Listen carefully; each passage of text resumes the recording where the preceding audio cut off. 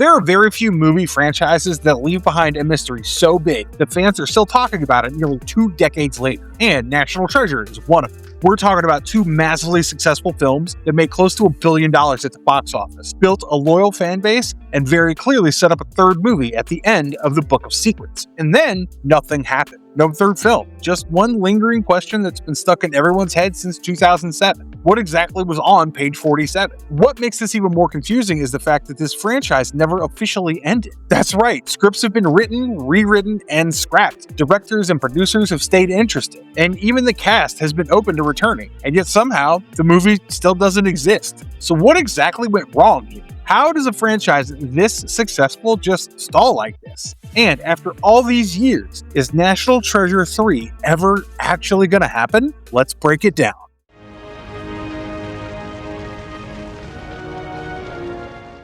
I'm just gonna say it. I have a love-hate relationship with Nicolas Cage. I vividly remember him as Johnny Blaze from Ghost Rider, or his The Bees. The Bees. It's the Bees in the Wicker Man remake that shouldn't have been made in the first place. But then, in Benjamin Franklin Gates, the hero of National Treasure, somehow fits Nicolas Cage. Benjamin is a treasure-hunting, American history-obsessed nerd who is so fully committed to everything that is coming out of his mouth, and this really feels like a role curated for Nicolas Cage. So, there was a specific kind of movie magic in National Treasure that led it to becoming a franchise. However, we all know that the franchise never ended because the cliffhanger that was left on never came to fruition. They are 19 years too late to answer the cliffhanger, and today I'm going to look into the franchise and try to understand why this third installment never happened. To understand what happened, we have to go to the very beginning. We're talking about the original National Treasure, which was directed by John Turteltaub and produced by Jerry Bruckheimer. If you're someone who is a big cinephile, chances are you know who Jerry Bruckheimer is. For those who aren't into the scene as much, this is the man behind the Pirates of the Caribbean, Top Gun, The Rock,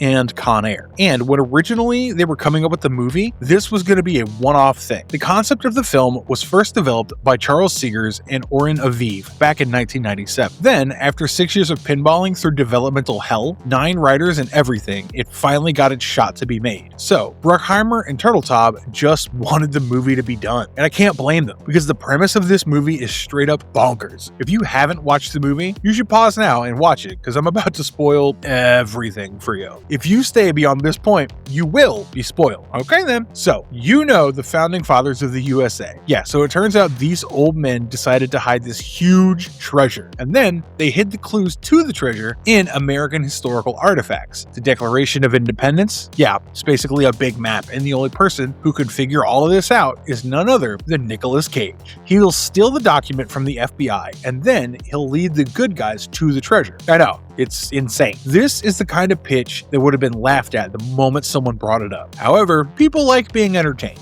and this movie, for better or for worse, is entertaining. So everyone involved in the project worked with complete sincerity. They wanted the audience to feel entertained. And so the director and producer leaned into the absurdity without undercutting it. And Cage leaned into Benjamin Franklin Gates like this was the one role he'd been waiting for all his life to play. Everyone else in the cast, Diane Kruger, Justin Bartha, Harvey Keitel, Christopher Plummer, and Sean Bean, were sincere. Speaking of Sean Bean, for this movie, he didn't die, which is a pretty big deal. But despite all of this sincerity, critics were not impressed in the slightest. National Treasure has a 46% on Rotten Tomatoes. Critics pointed out how this movie was desperately trying to be like Indiana Jones and the Da Vinci Code. But here's the thing, the general audience, they loved it. National Treasure literally made about $347 million worldwide on a budget of $100 million. So, of course, Disney wanted a sequel. Then, in 2007, we got National Treasure, Book of Secrets. We have Helen Mirren as Ben's mother, Ed Harris as the antagonist, and overall, they doubled down on everything the first film established. The formula was refined and executed flawlessly. As a result, the money racked up. Book of Secrets grossed about $460 million worldwide at the box office. It was a huge success. And this movie did something very deliberately. We're introduced to this Book of Secrets that's kept by the president. This is a classified document that has all the government conspiracies that are passed from Commander-in-Chief to Commander-in-Chief. And we see Ben look at page 47 before the movie cuts to black. Call me crazy, but that is the most obvious sequel bait way I have ever seen. He was literally like, hey guys, don't forget to tune into National Treasure Part 3 to find out what the government's been hiding from you, you know? It was like a promise. Then, May of 2008 rolled around, and Turtletop openly admitted in interviews that the team was taking their time with the third film. Look back at it, that was the first red flag, but we didn't realize it. In September of the same year, Bruckheimer confirmed that the third movie was officially in development with the script being written. Then, in 2010, the first draft was apparently completed. That's what they said in official reports. And then, radio silence. And this is not one of those, hey guys, we're keeping everything hush-hush secret kind of silence. This was like, hey guys, we don't know what we're actually doing kind of silence. Then, 3 years later, in 2013, Turtletop tells the press that he actually really wants to make the movie. Disney wants to make the movie too, but they're having the damnedest time writing it. But in his eyes, in 2 years, they'll be shooting the movie. 2 years pass by, and then some more. And in 2016, we get the confirmation from Cage himself that the script is actually being fact-checked for historical accuracy. At this point, the franchise is like 9 years old. Then some more time passes by. In 2018, we heard from Turtletop that the script is closer, but Disney's not completely sold on it. Literally, the studio was not convinced about the sequel at all. So, back to the writing table we go. Then, in January 2020, we learned that everything that was written before was completely shelved and scrapped. And a new writer, Chris Bremner, who is fresh off Bad Boys for Life, was brought to the table. Years and years of drafts were discarded, and I'm sure by this point you can imagine what's going to happen. Yeah, nothing came out of it either. At this point, people are feeling a little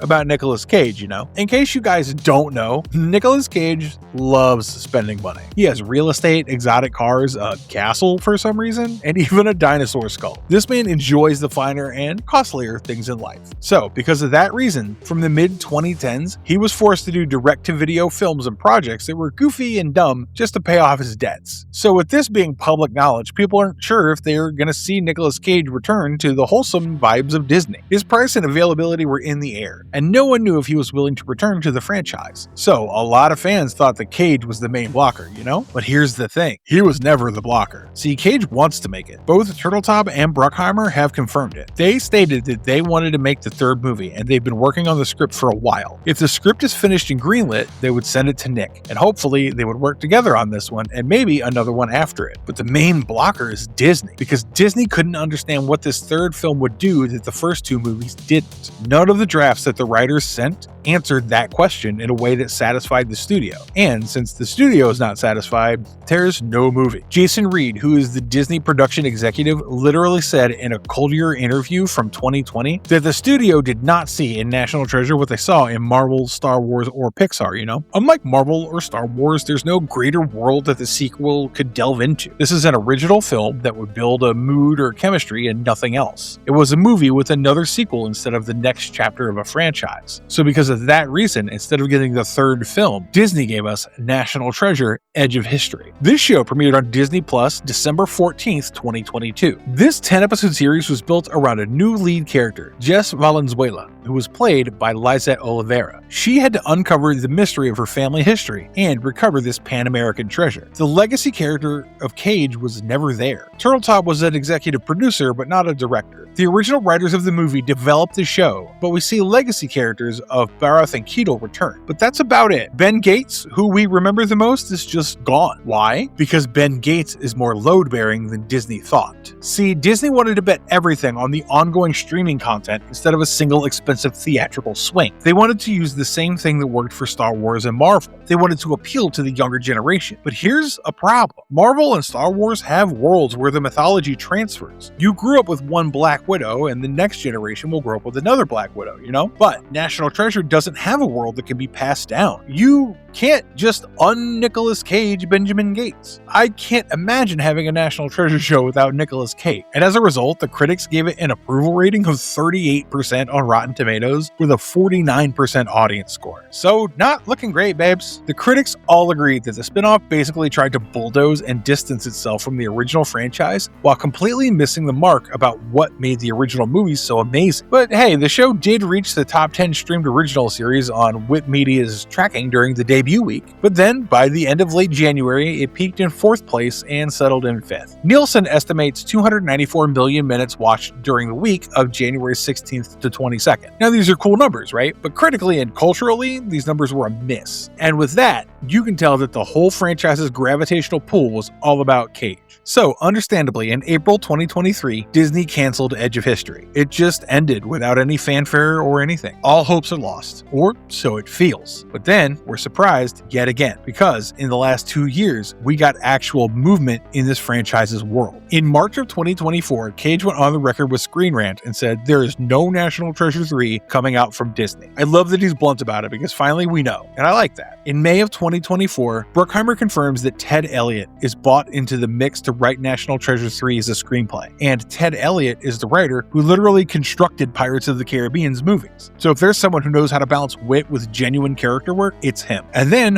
Turtletop showed up on the National Treasure Hunt podcast and confirmed that the script was being written. This was also confirmed by him in an interview with The Wrap in 2025. Ted Elliott literally gave an interview that gave us some details about the script being made, which definitely got our hopes up. Elliott stated that he's taking Edge of History as canon, according to the Screen Rant interview in 2024. So Harvey Keitel would probably not be part of the movie since Agent Sadusky died. And he revealed that the first draft of the script was completed by 2024, and now the original trio, Ben, Abigail, and Riley, are back together. And Justin Bartha, who plays Riley, confirmed that there is a script, and finally, all the stars are starting to align. He also stated that Turtletop is basically the unsung hero of these movies. He is the voice of the franchise. Then, in October of 2025, Bruckheimer confirmed that both Cage and Turtletop are going to return. And when, in March 2026, Bruckheimer was nominated for his work on F1, he confirmed that the project is coming along well, and there's a team currently working on the screenplay. So, standing in April of 2026, here's what we know. There's no greenlight or production schedule. The script is still in development, and Cage has very clearly stated that the movie will probably not happen. But hey, at least we know that the draft is happening, and the writers who matter the most have made it very clear that the draft exists and the original characters are here. So, maybe he'll be wrong, and we'll finally get the movie we've been waiting for. I don't know about you guys, but this is pissing me off. National Treasure, for all that it matters, is an original movie. It was invented out of nothing, and here we are, 22 years after the original movie, and this movie is still in development. The franchise has a strong fan base, and there's literally almost $1 billion in worldwide box office returns, but who cares? We're still gonna wait for the studio to get their bearings together. I think if Disney abandoned it, it would have hurt, yeah, but it would have been okay. But what Disney did was they kept trying without ever committing, so we would get our hopes up and then be disappointed over and over again. It's been so long since the original movies. But hey, I feel like all the right moves are being made. Ted Elliott is the right writer for this, and Nicolas Cage's career has gotten better over the years, with Pig, Renfield, Longlegs, etc. Everyone remembers that Cage is not a meme. So, we have all the writers,